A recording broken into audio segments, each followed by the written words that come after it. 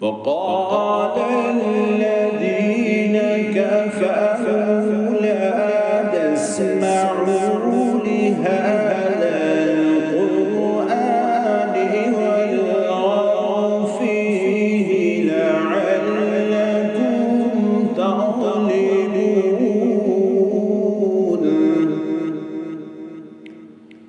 فلنذيقن الذين كفروا عذابا شديدا ولنجزينهم أسوأ الذي كانوا يعملون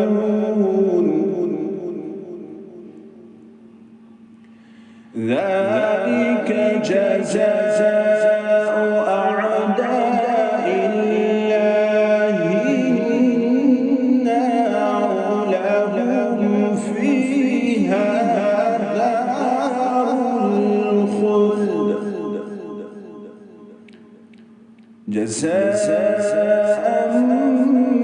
بما كانوا بآياتنا